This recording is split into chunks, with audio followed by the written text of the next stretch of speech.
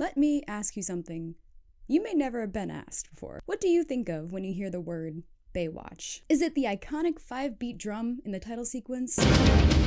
The beautiful, picturesque beaches of California and sometimes Hawaii? Or is it perhaps the action-packed, exciting drama that fills every episode to its very brim? It's not, you don't think of any of those things? What else could it possibly be? Okay, so what you think of when you hear Baywatch is probably what everyone thinks of when they hear Baywatch.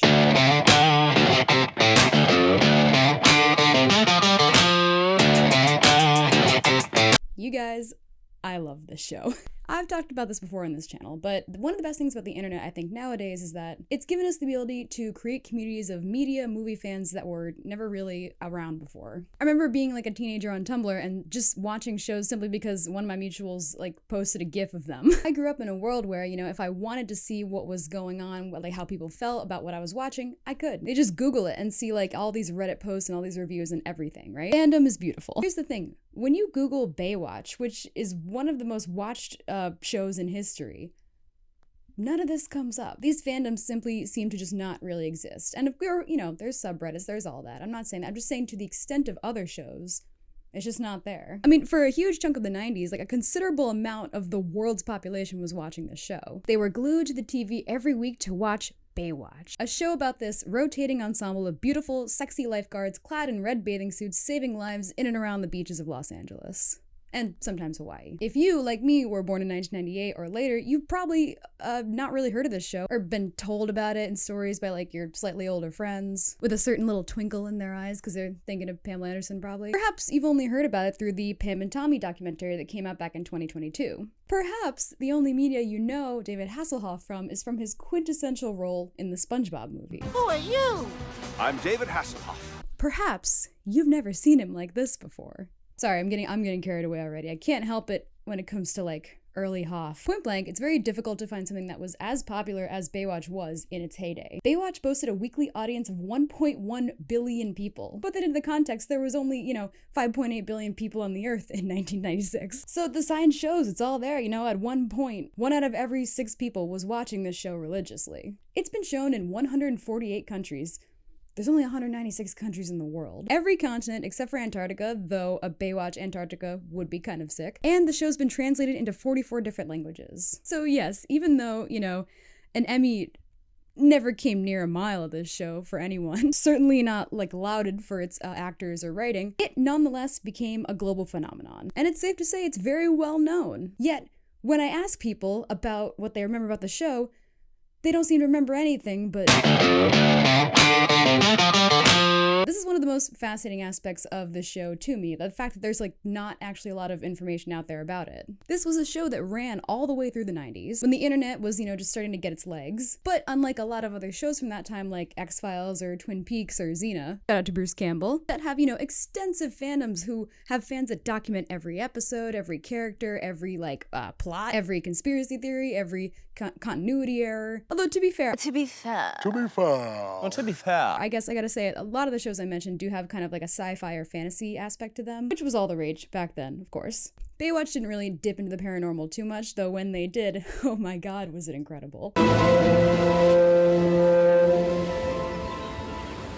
And maybe they should have more, honestly. That's not what this video is about, though. There's a page on fandom.com that has dinky descriptions of episodes, but literally when I googled the phrase Baywatch fandom, 4 results came up. There's a website that lists the names of all the songs from all the episodes, but they don't have every one either. So it's crazy. Doing research for this video was a little trickier than I thought it would be. I was confused because Baywatch used to be so culturally relevant. And I was surprised there wasn't already an intense fandom online surrounding it. Despite this, glaring inconsistency in fandom culture, and despite its lack of, science fiction or fodder for conspiracy theories, which really did litter the TV shows of the 90s now that I think about it, Baywatch did become this insane global phenomenon. But just like everything else, it started with a simple idea. A gorgeous, incredible, once-in-a-lifetime idea from a certain lifeguard turned showrunner. So I thought I would make this video to kind of introduce people to their next binge-worthy show that has somehow been kind of forgotten to time, and I guess the natural progression of television. By the way, Baywatch has 11 seasons with 22 episodes with 45 minutes each, so you're not gonna run out of it anytime soon. So sit back in your beach chair, take in the waves, and let me take you on a journey to Will Rogers State Beach.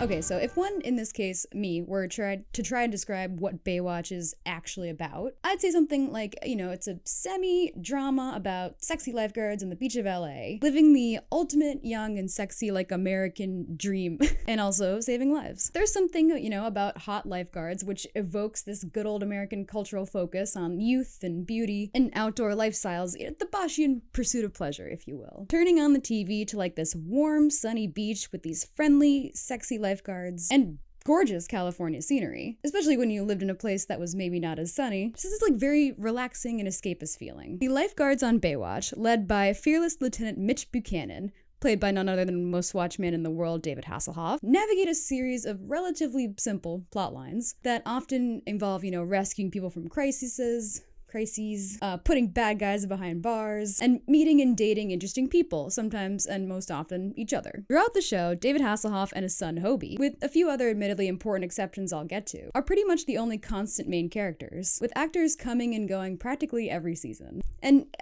I'm not elephant in the room, despite the obvious sexual undertones, I guess overtones at this point. It's mostly a family-friendly show with some mild violence and obviously consistently happy endings. Almost every episode features like a main bad guy or bad guys. Usually they're like just petty criminals who are just bothering the beachgoers, but sometimes it's just like people being like rowdy or drunk or outright just dumb on the beach and like falling off the pier. But sometimes it's a little bit more serious than that. Sometimes it's a lot more serious than that. Fellas, I think I'm sinking here. Shut up! No one's talking to you! Oh, yeah, I'm sinking!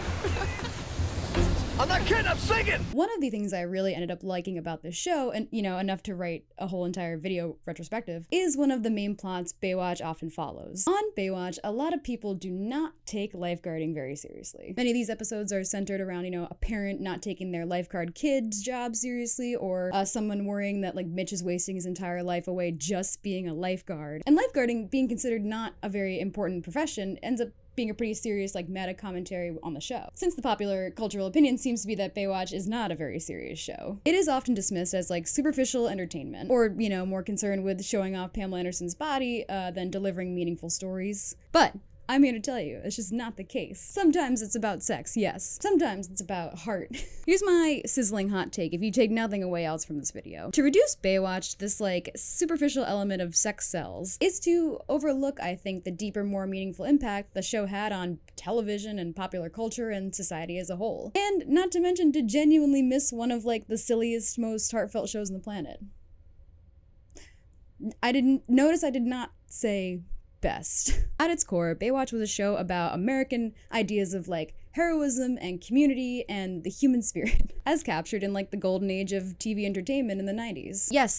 Yes, there's lots of hot ladies. But at the same time, Baywatch is actually one of the first shows to depict EMT and CPR as a vital part of high-stakes rescue scenes. Lifeguards would often act as first responders and aid with serious injuries until medical help arrived, which actually brought a certain respect to the workers in this field that wasn't usually shown on TV before. Michael Newman, who helped start the show and is one of the most important people in Baywatch history, was a real-life lifeguard and actual firefighter in Los Angeles. And he's one of the most frequent cast members besides the Hoff. And despite the obvious lens of the male gaze, I know, I know, the women on the show actually had very equal roles to the men. Alexander Paul, who plays Lieutenant Lifeguard Stephanie Holden, stated in a documentary that it actually was a show where the women had the exact same roles as the men.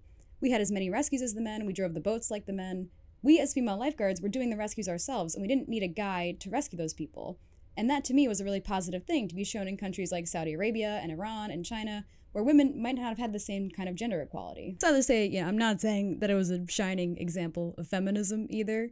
A lot of the conversations between the women on the show do not pass the Bechdel test, but not a lot of TV shows still do now. So none of that, though, is truly what makes Baywatch iconic. Well, the sum is greater than any of the parts, arguably. The thing that I think, is the most memorable thing from Baywatch, besides Pammy, that's like a big asterisk in all this. No, I think it's the film technique that Baywatch uses that really brought the show to the level that it's at. Those incredible, notoriously way too long slow motion music montages.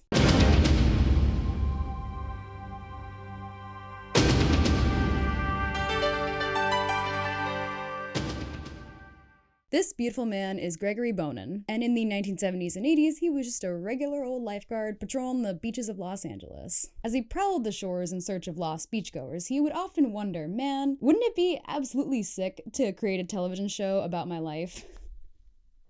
I mean, haven't we all done that? One day he would mention this to fellow lifeguard Michael Newman, who again is actually perhaps the most single important person on the entire show, and who also thought it would be pretty sick. Actually, in an interview with E, he said that, you know, hey, if Chips could make it, we could do it. It is appropriate then that Eric Estrada would be on an episode in, I think, 1997? Bonin originally called the show Aquatic Corps for Emergency Service, or ACES, but later would change it to Baywatch for the name of the boats that were patrolling the Santa Monica Bay. Bonin also had a little bit of experience in the film industry as well, producing films for the US Olympic Committee. He created a documentary called Fire and Ice, which was actually the USOC's official film for the Winter Games in 1980 in Lake Placid, and ended up winning the Cine Golden Eagle Award at the 37th International de Cinema Città di Torino for Best Sports Film of the Year.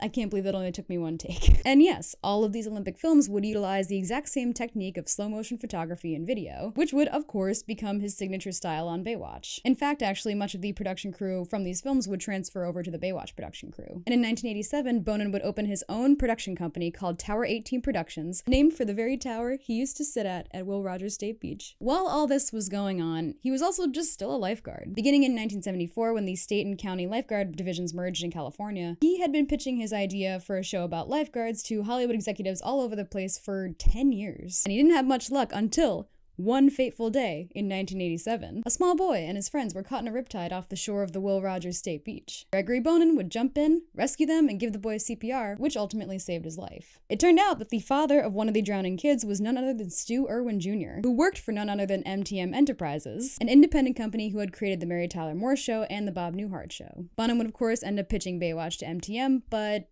they rejected it. Never giving up though, because of course he's always here. Bonin would hone his pitch under the tutelage of Irwin over the next year or so. He still did his Olympic videos, and one day his sister married a writer named Douglas Schwartz, who had just begun working at MTM with his writing partner Michael Burke. They didn't want to do the lifeguard show either. No one wanted to do this show back then. But then Bonin brought these two to the annual lifeguard games that year, and apparently that just won them over, and they were like, yeah, sure, let's do this. Though CBS would pass on it. Finally, after more than a decade, NBC would accept a 2-hour pilot about these silly lifeguards. And so the Baywatch Season 1 bag was finally secured. Of course, it actually wouldn't be about silly lifeguards. This was NBC in the late 80s. NBC in 1989, wanted gritty dramas about crime and another, cops and robbers kind of show. Because that's what they were used to, and that's what was working at the time. They wanted to see the lifeguards, investigating murders and holding guns. And actually, so the pilot, Panic at Malibu Pier, ends up having some pretty serious subject matter that one wouldn't really expect from the silly hot lifeguard show. For the pilot, the show needed their main man, Mitch Buchanan, the strong, heroic, compassionate leader of the lifeguards. Though Tom Wopat of Dukes of Hazzard, William Catt of The Greatest American Hero, and Lorenzo Lamas of Falcon Crest were all viable candidates, it would be none other than David Hasselhoff. The man who, like I said, literally holds the title for being the most watched man on TV. At the time, he was actually coming fresh off of both playing the titular character in Knight Rider, as well as becoming a pop hit sensation in Europe. Yeah, you heard me right, that's true. I've been looking for freedom. I've been looking so long. With the Hoff secured, they had Parker Stevenson from the Hardy Boys as Craig the lawyer / lifeguard / Mitch's best friend, Erica Eleniak and Billy Warlock as Valley Girl Shawnee McClain and Philly tough boy Eddie Kramer as rookie lifeguards. Oh, and Mad Shinomic, who would go on to play Shelley in Twin Peaks a year later. Panic at Malibu Pier, the debut pilot of Baywatch, was all set to go.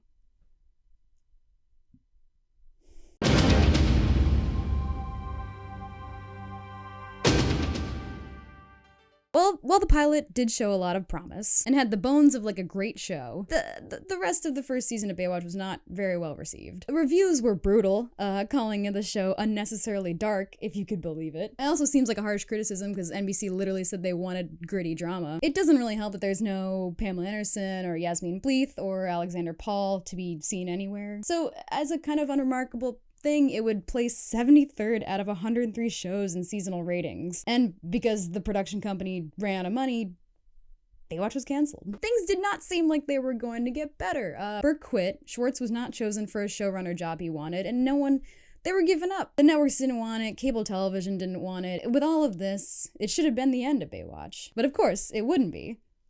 Not if literally the Hoff had anything to say about that. In TV terms, syndication refers to the process by which television shows are sold or licensed for broadcast to multiple individual stations or networks, often across different regions without being exclusively tied to a single network. This allows shows to be aired by various broadcasters beyond their original run or initial network. Greg and Schwartz both bought like a stake back in the show for about $10 and asked for a very flimsy $5,000 per episode deal for just any future series, like both totally unconvinced it was going to happen. Nevertheless, they persevered.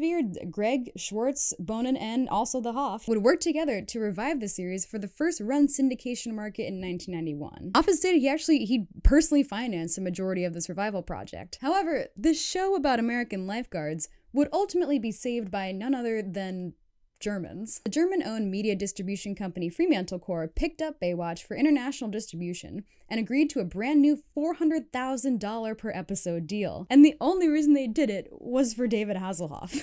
This German company, and pretty much Europe as a whole, at this point really just heralded the Hoff as a legend on Earth, as his pop career at the time had really taken off, and basically they would have said yes to anything if it had his name on it. They adore him across the pond. I don't really understand it. The Hoff has said himself he believes it was his 1980 performance on the Berlin Wall that really, got things going, which sure, maybe, but, he actually did do that.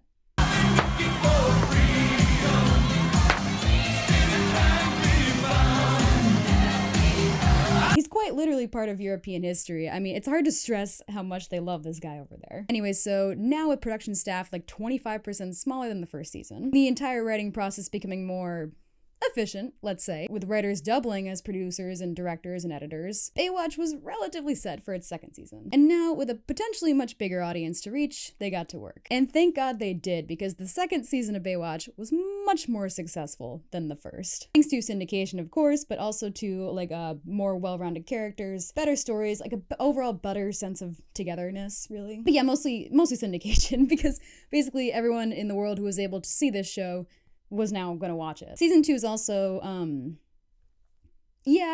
much hornier than the first season. They found that kind of thing worked very well. And after the success of season 2, Baywatch just basically skyrocketed, especially when Pamela Anderson finally joined the cast in season 3.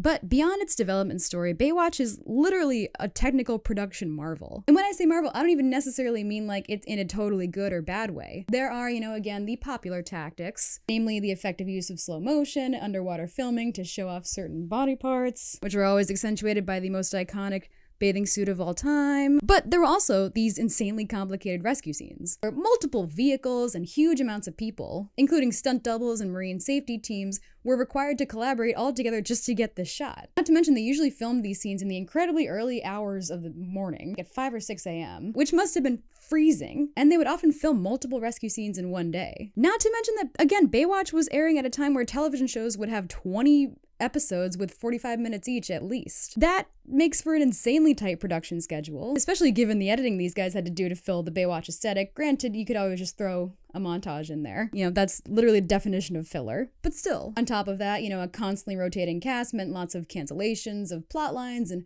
rewrites and substitutions over the years. These reasons probably contribute to the fact that there's not a lot of satisfying character introduction or exit, for that matter, in the show.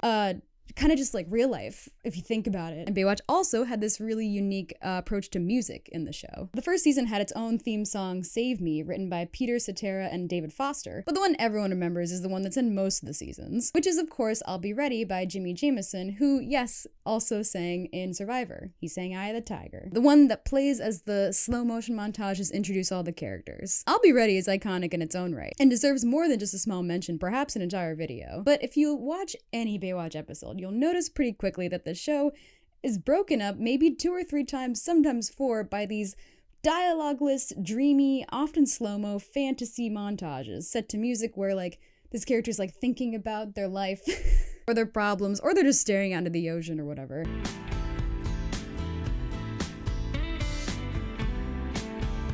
This music, it often tangentially has something to do with their thoughts or feelings and or the conflict of the episode, but they're always just way too long. They last about 2 more minutes than they'd ever really need to. Yet most of the time, they're kind of the best part of the show. Sometimes, if you look closely enough, they have like little hints of what's gonna happen in the episode, but sometimes they don't. You get used to that. You learn to just like not read between the lines during a lot of Baywatch episodes. I couldn't find out too much about the actual songs because, to be honest, I'm not sure 100% what are the originals. I watched the remastered version of Baywatch that came out a few years ago, which involved remastering 242 episodes and replacing over 400 songs cleared for modern streaming, all done in under 11 months, so that's absolutely insane. Everything about this show is insane. And I haven't even talked about the cast yet.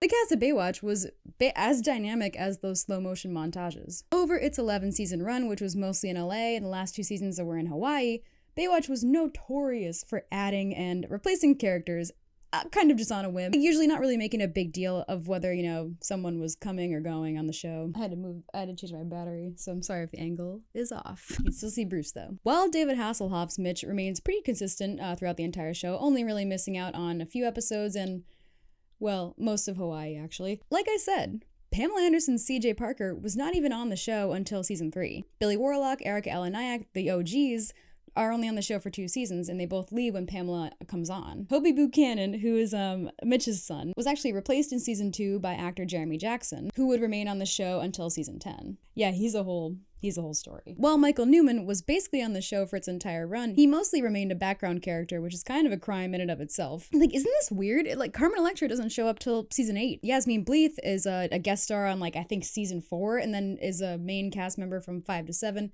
and then just becomes kind of a guest star. She also went through her own thing. Fan favorite, and by fan favorite I mean me, Matt Brody, is played by David Chevray, and yes, Zac Efron in the 2017 movie. He's a main character from only seasons 3 to 6, and Nicole Eggert, who plays Summer Quinn, is only there for seasons 3 and 4. Several actors play several different characters on Baywatch too. There's a character played by Richard Jekyll in the pilot episode who, spoiler alert, dies in the pilot episode, only to come back as like the same exact character, just like with a different name. There's Kelly Packard, who plays several recurring extra roles until she finally becomes a main cast member in season 8. Neely Capshaw, who's like one of the most evil ones on the show. She's played by 3 different actors in her 4-season run, most famously Gina Lee Nolan. And in his very first big role, Jason Momoa doesn't show up at all until they're in Hawaii in season 10. Well, after the show had gone downhill. It's kind of one of the only good things about Baywatch Hawaii, but I digress. I haven't even mentioned like the endless list of guest stars. You've got David Spade, Mila Kunis, once as a blind girl, Eric Estrada, Bryan Cranston's in there, Vanessa Angel, Danny Trejo, of course, among so many more. It becomes such a fun game to try and recognize these now huge actors in the early days of this show because there's so many cool guest stars on it. I was like that Leo meme the whole time. But seriously, guys, you please watch this show. It's so good.